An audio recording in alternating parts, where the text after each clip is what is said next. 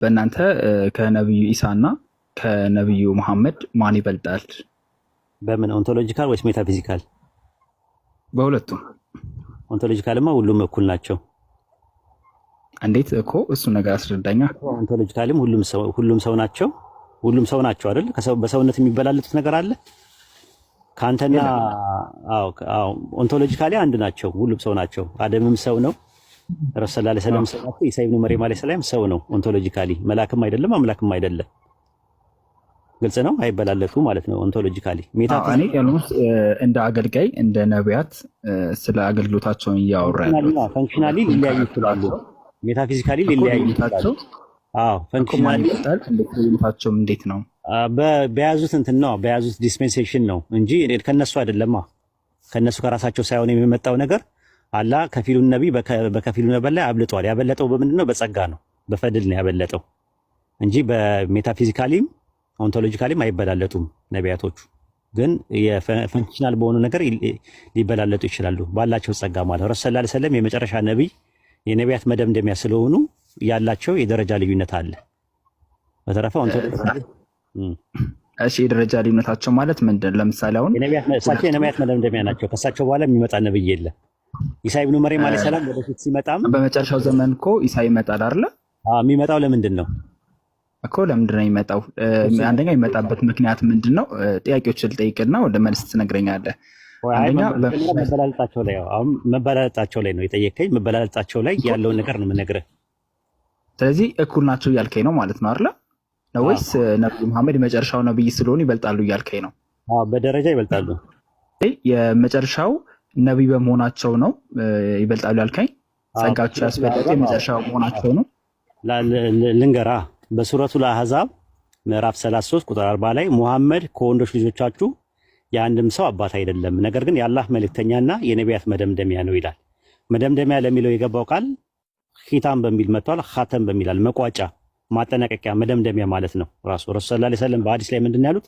በእርግጥ መልእክተኛነትና ነብይነት ተዘግተዋል፣ ከኔ በኋላ መልእክተኛም ነብይም አይመጣም አሉ ሲናገሩ ማለት ነው። ኢማም ቡኻሪ ላይ መጽሐፍ 54 ላይም በተመሳሳይ የመጨረሻ ሰዓት አትቆምም፣ 30 የሚያክሉ ደጃሎች ይመጣሉ እኔ የአላህ መልእክተኛ ነኝ ብለው ቢናገሩ እንጂ አሉ።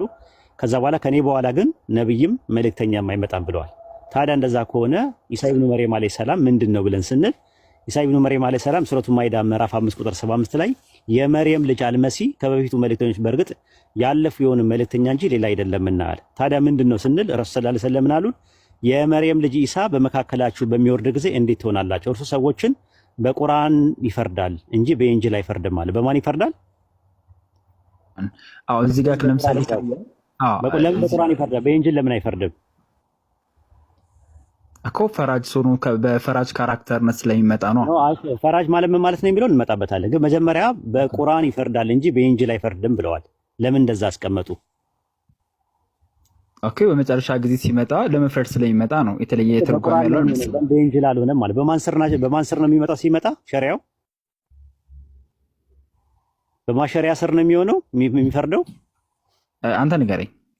ረሱል ሰለላሁ ዐለይሂ ወሰለም ሸሪዓ ስር ነው ማለት ነው። እና ረሱል ሰለላሁ ዐለይሂ ወሰለም ማለት ልመልስ ወደኋላችን በፊት ነው። አይ መፍረድ ማለት ምን ማለት ነው የሚለውን አስረዳሃለሁ። መጀመሪያ እንትኑን ወቀው። በረሱል ሰለላሁ ዐለይሂ ወሰለም ሲመጣ ነብይ አይደለም የሚሆነው፣ መልእክተኛ አይደለም የሚሆነው። በረሱል ሰለላሁ ዐለይሂ ወሰለም ሸሪዓ ለ40 ዓመት ያክል ይበይናል ወይም ይፈርዳል። ገብቷል? በእሳቸው ስር ነው ያለው። የእሳቸው ተከታይ ሆኖ ነው የሚመጣው። ለምሳሌ ረሱል ሰለላሁ ዐለይሂ ወሰለም ምን አሉን? በመካከላችሁ የመርየም ልጅ በወረደ ጊዜ ምን ታደርጋላችሁ አሉ። ከዛ በኋላ ምን አሉ? በጌታ በተባረከው ተዓላ መጽሐፍና በመልእክተኛው በነብያችሁ ፈለግ ይመራቸዋል አለ። ስለዚህ በቁርአንና በሐዲስ ነው የሚመራው እሱ ሲመጣ ማለት ነው፣ ምሪቱን የሚሰጠው ማለት ነው። ረሱል ሰለላሁ ዐለይሂ ወሰለም ምን አሉ? የመርየም ልጅ ኢሳ በመካከላችሁ ወርደው በፍትህ እስኪፈርድ ድረስ ሰዓቲቱ አትቆምም ብለው ነግረውናል። አሁን መፍረድ የሚለውን ላስረዳ። ወደዚህ ከመሄዳችን በፊት አሁን ማለት በእናንተ ነብዩ ኢሳ የት ነው ያለው? ሰማይ ላይ ነው ያለው። ሰማይ ላይ ነው ያለው። ነብዩ መሐመድ የት ነው ያሉት? አፈር ላይ ነው ያሉት። በአካል አፈር ላይ ነው ያሉት። መንፈሳቸው ደግሞ ሰማይ ላይ ነው ያለው። መንፈሳቸው ማለት እንደ ማንኛውም ሰው ነው ወይስ? እንደ ማንኛውም ሰው መንፈሳቸው ሩሃቸው ሰማይ ላይ ነው ያለው። አካላቸው ደግሞ መዲና ነው ያለው። እንደ ማንኛውም ሰው ስላልከኝ አመሰግናለሁ። አሁን እዚህ ጋር ካየ ነው በመጨረሻው ዘመን ደግሞ የሚመጣው በነብይ መሐመድ ስር ሆኖ ነው እያልከኝ ነው? ኢሳ ሲመጣ የእሳቸውን ሸሪያ ተከትሎ ነው የሚመጣው። የእሳቸውን ሸሪያ ማለት በምድር ላይ ያሉ ደንግጓቸው የሄዱ ስርዓቶችን ነው። በእሳቸው አላህ ለእሳቸው በሰጣቸው ሸሪያ ነው እንትን የሚመጣው። ሲመጣ ነብይም መልእክተኛም አይሆንም። ገብተዋል? መልእክተኛም ነብይም አይደለም የሚሆነው። መልእክተኛና ነብይነት በረሱል ሰለላሁ ዐለይሂ ወሰለም ተዘግቷል። ስለዚህ ሲመጣ በምንድን ነው የሚበይነው ከተባልን በቁርአንና በሐዲስ ነው የሚበይነው ማለት ነው፣ የሚፈርደው ማለት ነው። መፍረድ ማለት የሚለውን ላብራራልህና እመለሳለሁ። ከዛ በፊት ደግሞ እንደገና በእኔ እይታ ለምሳሌ ልንገርህ። አሁን ለምሳሌ እኔ ሁለቱን አነጻጸር ብትለኝ እንደ ሃይማኖተኛ ሰው ሳይሆን እንደ ገለልተኛ ሰው ወይ ደግሞ ነገሮችን አይቶ የሆነ አስተያየት መስጠት እንደሚችል ሰው አስተያየት ስጥ ካልከኝ፣ ለምሳሌ አንደኛ ሞትን ያላየና ሞትን ያልቀመሰ እንመጣበታለን። አየህ እንትን ነው ዳይኮቶማይዝ አታድርጋቸዋ። አንድ ነገር ላይ ወይ አይደለም እያሱ መፍረድ በኋላ ታመጣልኝ። ተረጋጋ አንዴ። ገብቶኛል። መፍረድ ወይ አንዴ ተረጋጋ። ሀሳብን ስለገባኝ ነው። ምን ጠየቀኝ? እንደዛ አይደለም ወይ እንጂ መጀመሪያ አንድ ሲመለስ ወደ አንድ አትበላ ማለት ምንድነው? ማምለጥ እኮ ነው ያዝከው። አንድ ቦታ ላይ አንድ እንጨርስና ወደ ሌላ ነገር እንሄዳለን። አሁን ሶስት ነገር ጠየቀኝ። ተረጋጋ። ተረጋግተህ ማዳመጥ። ኧረ ተረጋጋ ወንድሜ። ግዴታ አይደለም እኮ መጠየቅ። እኮ አንተ ምትናገኛል። አንድ ጥያቄ ሳልመልስ ወዲያው አትደራርብ ለማለት ፈልጌ ነው። አሁን ስለመሞት ስለምን ታወራለህ? አንድ የመጀመሪያ ጠየቀኝ ምንድን ነው ያልከው? ሲመጣ እሱ መለስክልኝ እኮ እኩላችሁ አልከኝ። ቆይ እኮ ታዲያ ስመለስልህ መጀመሪያ ነው ልጨርሳ። ችግር የለውም ቀጥል። ችግር የለውም ቀጥል። የሚያዳምጥ ሰው አለ ከስር። ዝም ብለህ አፋፊ የምትለኝ ከሆነ ዋጋ የለውም። ገባ? መጀመሪያ ምን ጥያቄ ጠየቅ? ቆይ እንጂ አንዴ ላውራ። በቃ እሺ እንትን በለ። ካልተረጋጋ በቃ ሌላ ሰው አስገቡ። ይኸው መልስልኝ እንጂ መረጋጋት አቃታ። መረጋጋት። አንድ ጥያቄ ጠይቀህ አንተ መልሱን ትመልሳለህ። ወንድሜ የጠየቀኝ ጥያቄ ምንድን ነው ታስታውሰዋለህ? የመጀመሪያ የጠየቀኝ ምንድን ነው? እያሱዬ ቆይ ምን ጠየቀኝ? መጀመሪያ ላይ ጠየቀኝ ምን ነበር እኮ መልስልህ። ልንገርህ ይኸው ነው። ይኸውልህ አሁን የምንስማማው ምንድን ነው? የጠየቀው ጥያቄ ላስታውስህ፣ ታርመኛለህ። የጠየቀኝ ከረሱል ሰለላሁ ዐለይሂ ወሰለም በኋላ የሚመጣ ነብይ የለም፣ የሚወርድ መጽሐፍ የለም፣ የሚላክ መልእክተኛ የለም ስልህ ስለ ኢየሱስ አልከኝ። ኢየሱስ ወይም ኢሳ የሚባል ነገር ይመጣል አልከኝ። ሲመጣ የሚመጣው ነብይ ወይም መልእክተኛ ለመሆን ሳይሆን በረሱል ሰለላሁ ዐለይሂ ወሰለም ሸሪዓ ለመበየን ነው፣ ለመፍረድ ነው የሚመጣው ብዬ አልኩ። አሁን እሱ ጋር ነው ያለ ነው። ገብቶሃል? እሱ ፖይንት ላይ ስናወራ መፍረድ ምንድን ነው ብለህ ጥያቄ ያቀረብክልኝ። ቆይ እንመጣበታለን፣ መፍረድ የሚባለውን ነገር እንመጣበታለን አልኩ። አሁን ልክ መፍረድ የሚባለውን ነገር ልተነትን ስል ደግሞ ቶሎ ብለህ ደግሞ እሱ ሳይሞት ቀረ ረሱል ሰብ ሞተዋል የሚል ነገር አመጣ። እሱን ደግሞ አመልስልሃለሁ። ግን መጀመሪያ አንተ የምጠይቀውን ጥያቄ ካልመለስኩልህ ወዲያው የምትደራረብ ከሆነ ሚስ አንደርስታንዲንግ ይፈጠራል። ይሄ ምን ይባላል? ኮሚኒኬሽን ባሪየር ይባላል፣ ወይም ደግሞ የተግባቦት ጋሬጣ ይባላል። በጣም አስቸጋሪ ነው አንተ ጋር ማውራት። በል በቃ ታች ውረድ። አሁን በቃ እንትን ነው እየሰማሁ እኮ ነው። እየሰማሁ ነው። ቀጥል። መልስ ከሌለ ምን ትላለህ? መልስ የለህም። ኦኬ እንደዛ ነው የምታስበው? እሺ ውረድ። ታች አውርድ። እንደዛ እኮ የሚመስለው እኮ እኔ እየሰማሁ ውረድ። በቃ እሺ ሌላ እኔ ልነግረው ነበር። ልጨርስላችሁ አንዴ ሀሳቡን። ምን አለ መሰላችሁ? በመካከላችሁ በፍትህ እስኪወርድ ድረስ ይላል ይፈርዳላል። ኢሳ ኢብኑ መርየም አለይሂ ሰላም በእኛ በኢስላም መሲህ ነው። መሲህ ደግሞ ሁለት ነገር አይሁዶች የሚጠብቁት ነብይና ንጉስ ነው ብለው ነው የሚጠብቁት፣ ወይም የሚፈርድ ነው ብለው የሚጠብቁት። ነብይነቱ ተልእኮን ኦልሬዲ ጨርሷል። አሁን የሚቀረው የነበረው ነገር ምንድነው? መበየን ነበረ። ፍርድን ይጠብቁ ነበር አይሁዶች። ስለዚህ ኢሳ ኢብኑ መርየም አለይሂ ሰላም ሲመጣ በረሱል ሰለላሁ ዐለይሂ ወሰለም ሸሪዓ በአላህ ሸሪዓ ይፈርዳል። መፍረድ ማለት ምን ማለት ነው ሲባል ልክ በሱረቱ አንቢያ ምዕራፍ 21 ቁጥር 79 ላይ ስትመለከቱት ለሱለይማን ትክክለኛ ፍርድ አሳወቅ ነው፣ ለሁሉም ፍርድና እውቀትን ሰጠናቸዋል። ስለዚህ ነቢያቶቹ ምን ያደርጉ ነበረ? ዳውድና ሱለይማን ይፈርዱ ነበር። ለምሳሌ ሁለተኛ ነገሥት ምዕራፍ 8 ቁጥር 15 ላይ ዳዊትም በእስራኤል ሁሉ ላይ ነገሰ፣ ዳዊትም ለሕዝቡ ሁሉ ፍርድና ጽድቅን አደረገላቸው ይላል። አንደኛ ነገሥት ምዕራፍ 3 ቁጥር 28 ላይ ንጉሱም የፈረደው ፍርድ እስራኤል ሁሉ ሰሙ፣ ፍርድን ለማድረግና የአምላክን ጥበብ እንደነበረበት አይተዋልና ንጉሱን ፈሩ ይላል። ከዚህ አንጻር ምንድን ነው የምናደርገው? ኢሳ ኢብኑ መርየም አለይሂ ሰላም የትንሣኤ ቀን መቃረቢያ ላይ ይመጣና በረሱል ሰለላሁ ዐለይሂ ወሰለም ሸሪዓ ለ40 ዓመት ያክል ያስተዳድራል፣ ወይም ደግሞ ሸሪዓውን ያሰፍናል፣ ያላን ሸሪዓ ያሰፍናል። ከዛ በኋላ አሁን ጥያቄው የሚሆነው ምንድነው? ኢሳ እንዴት ሳይሞት ሊቆይ ይቻለ የሚለውን ነገር ደግሞ ወደ ኢድሪስ ምናምን ነገር ወደ ሄኖክ አምጥቼ አሁን አንዳንድ ሰዎች ይጠይቃሉ። ኢድሪስ ማለት ኢሳ ሳይሞት ማድረጉ ለምንድን ነው ስፔሻል ያደረገው? አያደርገውም። እሱ ያለ ምርጫ ነው። ለምሳሌ ኢድሪስ የሚባለው ነቢይ በሱረቱ መርየም ምዕራፍ 19 ቁጥር 57 ላይ በመጽሐፍ ውስጥ ኢድሪስን አውሳ ይላል። ኢድሪስ ማለት አስተማሪ ማለት ነው በአረብኛ። ሃኖክ ነው ስሙ የአረብኛው ማለት ነው፣ ወይም ደግሞ ሄኖክ ይባላል ስሙ። ወደ ከፍተኛ ስፍራም ወሰድ ነው ይላል። ለምሳሌ ማለት ነው ወደ ከፍተኛ ስፍራ ወሰድ ነው። ረሱል ሰለላሁ ዐለይሂ ወሰለም ለይለቱል ኢስራ ወል ሚራጅ ላይ ኢድሪስን አግኝተውት ነበር። ራሱ አላህም ከፍተኛ ስፍራ የተባለው ይሄ ነው ብሎ ነግሯቸዋል፣ ሰማይን ማለት ነውና ሰለላሁ ዐለይሂ ወሰለም ሲነግሩን ምንድነው ያስቀምጡልን በሐዲስ ላይ ማለት ነው በተቀመጠው ነገር የመርየም ልጅ ኢሳ በመካከላችሁ በሚወርድበት ጊዜ እንዴት ትሆናላችሁ? እርሱ ሰዎችን በቁርአን ይፈርዳል እንጂ በኢንጂል አይፈርድም ብለዋል። ሌላ ቦታ ላይ ደግሞ በመካከላችሁ የመርየም ልጅ በወረደ ጊዜ እንዴት ትመሰክራላችሁ ታደርጋላችሁ ብሎ ካሉ በኋላ ሲመራችሁ ምን ታደርጋላችሁ? እኔ ላብራራሉኛሉ። ከዛ በጌታችሁ ተባረከ ወተዓላ መጽሐፍና በመልእክተኛው በነብያችሁ ፈለግ ይመራቸዋል ብለው ነው ያስቀመጡት። ሌላ ቦታ ላይ ረሱል ሰለላሁ ዐለይሂ ወሰለም የመርየም ልጅ ኢሳ በመካከላችሁ ወርዶ በፍትህ እስኪፈርድ ድረስ ሰዓቲቱ አትቆምም ብለዋል። ሌሎችም እንትኖች ብለዋል። ራሱ ረሱል ሰለላሁ ዐለይሂ ወሰለም የተፍሲር አጣባሪ ምዕራፍ 3 ቁጥር 55 ላይ ያለውን ሲተነተን ምንድነው ያለው? ኢሳ አልሞተም ረሱል ሰለላሁ ዐለይሂ ወሰለም ብለዋል። ከትንሣኤ ቀን በፊት ይመጣል ብለዋል።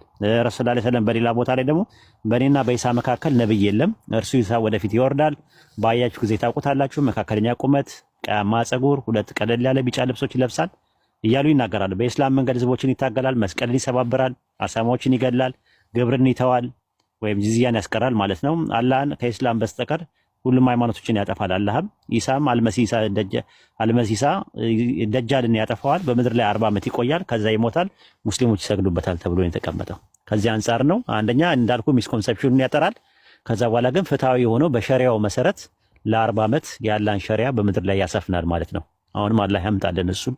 ከሱ በፊት መህዲ ይመጣል። መህዲ በሚመጣበት ሰዓት ላይ ለ7 ዓመት ያክል ጦርነትና ረሃብ የሚባል ነገር አይኖርም። ዓለም በብልጽግና እንትን ትላለች፣ ግን ሃይማኖቶቹ ይኖራሉ።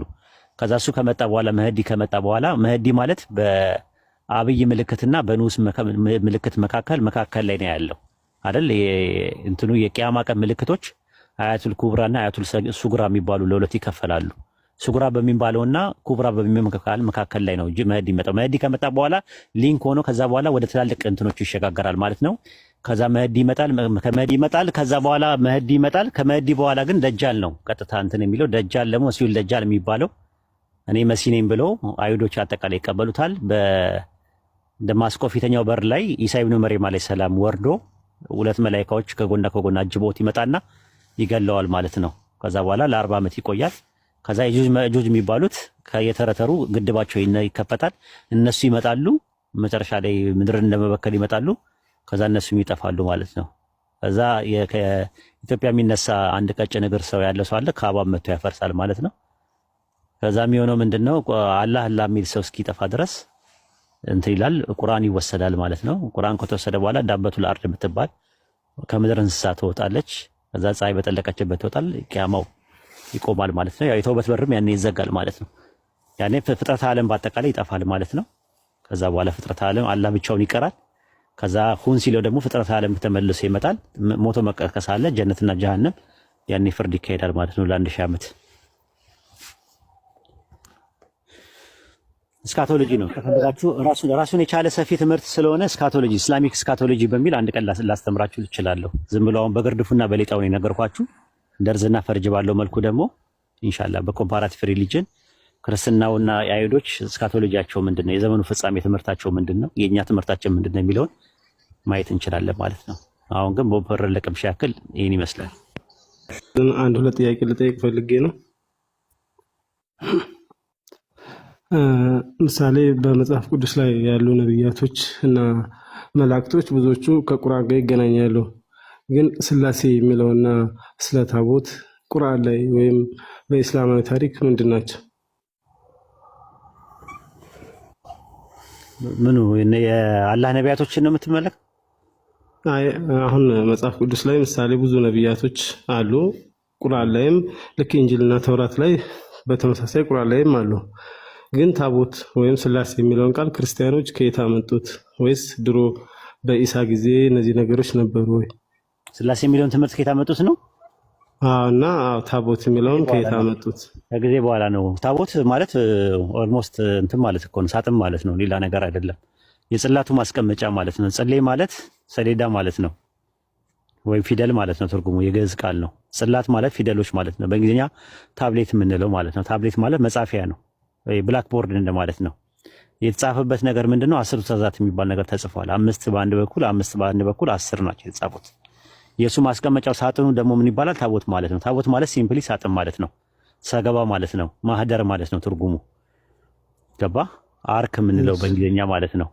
ስለዚህ ሲምፕሊ ታቦቱን ከግራር እንጨት ተቀምጦ በወርቅ ተለብጦ የጽላቱ ማስቀመጫ የነበረ ነው። ለሙሳ አለይሂ ሰላም የታዘዘው ነው። ምንም እንትን የሚለው ነገር የለም። ግን እኛ ታቦቱን ጣዖት ነው አንልም። እነሱ ጣዖቱን ነው ታቦት እያሉት ያሉት። ለሙሳ አለይሂ ሰላም የተሰጠው አንድ ጽላት ነው። ያ ጽላት አምስት አለው፣ ለሁለት የተከፈለ ነው። ያ ማስቀመጫ የነበረው ታቦት ነበረ። ያ ታቦቱ እስከ ባቢሎን ምርኮ ድረስ ነበረ። በባቢሎን ምርኮ ጊዜ ናቡከደነጾር ወሰደውና ከዛ በኋላ ምድር ተሰንጥቃ ዋጠችው ነው የሚለው። ከባቢሎን ምርኮ በኋላ ግን ታቦቱ የለም። ኢትዮጵያ ውስጥ ክብረ ነገሥት የሚባል መጽሐፍ አለ። እሱ መጽሐፍ ላይ ታቦቱ ወደ ኢትዮጵያ በንጉሥ ሰለሞን ጊዜ ነው የገባው። ቀዳማዊ ምኒልክ ጸንሳ ከዛ በኋላ ተመልሶ ልጁ አባቱን ሊጎበኝ ሲመለስ ታቦቱን ሰርቀው ኢትዮጵያ ውስጥ አስገቡትና አክሱም ጽዮን ቤተክርስቲያን ውስጥ አለ ብለው ያምናሉ። ያ ምንድነው? ሚቴዎሎጂካል ነው። ንጉሥ ሰለሞን ካረፈ ከ400 ዓመት በኋላ በኢዮስያስ ዘመነ መንግስት ውስጥ ታቦቱ ኢየሩሳሌም ውስጥ እንደነበረ ማስረጃዎች አሉ። ስለዚህ ታቦት የሚባለው ነገር ጠፍቷል፣ የለም። ራሱ አንድ ታቦት ነው። ከዛ በኋላ ግን ብዙ ታቦት የሚባለው ነገር ኢትዮጵያ ውስጥ የሰሩት ነገሮች እንደ መሰዊያ አድርገው ነው፣ እንደ አልተር አድርገው ይጠቀሙበታል እንጂ በአዲስ ኪዳን ላይ ታቦት የሚባል ነገር ባይብል ላይ የለም። አዲስ ኪዳን ላይ ኢቨን የውጮቹ ግብጽ ላይ ታቦት የላቸውም። ታቦት የሚባል ነገር የላቸው። ስለ ታቦት ነው። አልተር አላቸው፣ መሰዊያ አላቸው፣ እንትና ቴብል አላቸው። ሎርድስ ቴብል የሚባል የጌታ ጠረጴዛ የሚባል ነገር አላቸው። መሰዊያ ወይም ስጋና ደግሞ የሚፈትቱበት የሚባሉ ነገር አላቸው። ይሄ ስለ ታቦት ያለው ነገር ነው። ስለ ስላሴ ያልከኝ ነገር ስላሴ የሚለው በአንድ የመጣ አይደለም። መጀመሪያ የክርስቶስ ሐዋርያት የነበሩ ዩኒታሪያን ናቸው። ከዛ እነሱ ካለፉ በኋላ ደግሞ ቢኒታሪያን የሚባሉ መጡ። ሁለትዮሽ፣ አንድ አምላክ አለ፣ ከአንድ አምላክ ደግሞ ሁለተኛ አምላክ አለ፣ ሁለተኛ ሌላ አምላክ አለ ኢየሱስ ክርስቶስን ብሎ ማስተማር ጀመሩ። ከዛ በኋላ ሶስተኛውን ደግሞ መንፈስ ቅዱስ የሚባለውን በ381 በቆስጠንጥንያ ጉባኤ ላይ ሶስተኛው አካል ነው ብለው አስቀምጠው፣ አካል ብቻ ሳይሆን አምላክም ነው ጭምር ብለው አስቀምጠው ሶስተኛ አካል እግዚአብሔር መንፈስ ቅዱስ አሉት። እግዚአብሔር አብ የሚል ባይብል ላይ 13 ቦታ ላይ አለ። እግዚአብሔር ወልድ የሚለው በ325 በኒቅያ ጉባኤ ጊዜ ለመጀመሪያ ጊዜ የተደነገገው። በኋላ ላይ እግዚአብሔር አብ፣ እግዚአብሔር ወልድ፣ እግዚአብሔር መንፈስ ቅዱስ የሚለው በአራተኛው ክፍለ ዘመን ማብቂያ አካባቢ ላይ ነው በደንብ ቅርጹን የያዘው ማለት ነው። ትሪኒቲ ይህን ይመስላል ከብዙ በጥቂቱ። ኡስታዝ አሁን እዚህ አብርሃሚክ ፌዝ የሚባሉ ይሄን የሚያቀነቅኑ አሁን ያለውበት ኢንቫይሮንመንት ላይ በጣም ብዙ አሉና ለምሳሌ አንዳንድ ሹባሃቶችን ያነሳሉ። አላህ ሱብሓነሁ ወተዓላ ኢነ ዲነ ኢንደላሂ ልኢስላም ከማለቱም ጋር ኢነ ለዚነ አመኑ ወለዚነ ሃዱ ወነሳራ ወሳቢኢነ ኢላ አኺር አልአያ። ይሄ እንዴት ይታያል? ዲን አላህ ጋር ኢስላም ነው እየተባለ እነዚህም በዝርዝር ጠቅሷቸው ወላ ኸውፉን አለይሂም ወላ ሁም ያህዘኑን ያለው እንዴት ነው ምናምን የሚል ጥያቄ ያነሳሉ። ብዙ ጊዜ ለመመለስ ያዳግተኛል። እርስዎ ልጠይቅ ብዬ ነው። ጀዛኩሙላህ ችግር የለው። ሱረቱ ማኢዳ ምዕራፍ 5 እና ሱረቱ በቀራ ምዕራፍ 2 ላይ ያለው ነው አይደለ? እነዛ ያመኑት ይሁዶች፣ ነሳራዎች፣ ሳቢያኖች ምናምን እያለ የሚናገረው አይደለ? እሱን ነው ጥያቄ። እሱ በአላህና በመጨረሻው ቀን የሚያምኑ ብሎ አስቀምጦታል። ኦልሞስት ሙስሊም ነው የሚሆኑት እነሱ። መጀመሪያ አይዴንቲቲያቸው ምንድን ነው? ክርስቲያን ወይም አይሁዳያን ናቸው። ክርስቲያንና አይሁዳቸው ግለሰቦቹ ነው፣ ስለ እምነት አይደለም። ክርስትና፣ እስልምና፣ ይሁዳ፣ ሳቢያን የሚባለው ሃይማኖት የተከተለ ሰው ይድናል ቢል ኖረው አንተ ከሱረቱ አለ ኢምራን 3:185 ላይ ከ85 ጋር ይቃረናል ብለህ ታስባለህ። እስልምና ሃይማኖት የሚፈልግ ስለ ሃይማኖት አይደለም የሚያወራው፣ ስለ ግለሰቦቹ ነው። በአላህና በመጨረሻ ቀን ካመኑ ፍርሃት የለባቸውም፣ አያዝኑም፣ አይተክዙም ነው የሚለው። ክርስቲያንና አይሁዶች ደግሞ በአላህና በመጨረሻው ቀን ያምናሉ ብሎ አላስቀመጠም። ሱረቱል ተውባ ምዕራፍ 9 ቁጥር 29 ላይ እንደዛ ነው የሚናገረው። በአላህና በመጨረሻ ቀን የማያምኑትን እነዛ የመጽሐፉ ሰዎችን ጅዝያ እስኪከፍሉ ድረስ የተዋረዱ ሆነው ጅዝያ እስኪከፍሉ ድረስ ተዋጓቸው ነው የሚለው። በአላህና በመጨረሻ ቀን ካመኑ ሙስሊም ነው የሚሆኑት፣ ምንም ጥርጥር የለውም ራሱ ማለት ነው። እና በአላህና በመጨረሻ ቀን የሚለው ነገር አስምርበት። ግልጽ ነው። በአላህና በመጨረሻ ቀን ያመኑ ነው የሚለው። ስለዚህ በአላህና በመጨረሻ ቀን ካለመው ኦልሬዲ ይሰልማሉ። ምን ትጠብቃለህ? ከሰለሙ ደግሞ ፍርሃትም የለባቸውም ማዘንም የለባቸውም ጀነትም ይገባሉ። ስለ ግለሰብ ነው የሚያወራው። ሱረቱ አሊ ኢምራን ምዕራፍ 3 ቁጥር 85 ግን ስለ ሃይማኖት ነው የሚያወራው። ሱረቱ በቀራ ምዕራፍ 2 ላይ ያለውና ሱረቱ ማኢዳ ምዕራፍ 5 ላይ ያለው ስለ ሃይማኖት ቢያወራ ኖሮ ምናልባት እርስ በርስ ግጭት ብለህ ልታስብ ትችላለህ። የሚያወራው ስለ ግለሰብ ነው። እነዛ ያመኑ ሲል ስለ አማኞች ነው፣ ስለኛ ነው የሚያወራው። ከዛ ይሁዳዎች፣ ክርስቲያኖች፣ ነሳራዎች እያለ ያወራል። ክርስትና እያለ ወይም ደግሞ የይሁዲ እምነት ወይም የሳቢያን እምነት ቢል ኖሮ ሌላ ጉዳይ ነው። ስለ ግለሰብ ነው እና ያመኑ ነው የሚለው። ሃይማኖቱ ያምንም ሃይማኖት ነው፣ አንቀጸ እምነት ነው፣ ሊያምን አይችልም። በአላህና በመጨረሻ ቀን ያመኑ ሲል የሚያምነው ሰው ነው፣ ግለሰብ ነው። ካመነ ደግሞ በአላህና በመጨረሻ ቀን ያመነ ሰው ደግሞ አንድ ሰው ሙስሊም ነው የሚሆነው። ምክንያቱም ሱረቱ ለኒሳ ምዕራፍ 4 ቁጥር 59 ላይ ምንድነው የሚለው? እናንተ ያመናችሁ ወይ ምንድነው የሚለው? እናንተ ያመናችሁ ወይ አላህና መልእክተኛውን የስልጣን ባለቤቶችን ታዘዙ። የሚያከራከራችሁ ነገር ሲኖሩ በአላህና በመጨረሻ ቀን የምታምኑ ከሆነ ወደ አላህና ወደ መልእክተኛው መልሱት ነው አይደል የሚለው? መጨረሻው ያማረ ነው ይላል። ስለዚህ በአላህና በመልእክተኛው ማመን ማለት ሙስሊም ማለት ነው፣ አማኝ ማለት ነው። ካመኑ ያው ሙስሊም ነው የሚሆኑት። ኦልሞስት ያንን ነው የሚያሳየው። ጀዛከላህ ኸይር ኡስታዝ፣ አላህ ያተካለ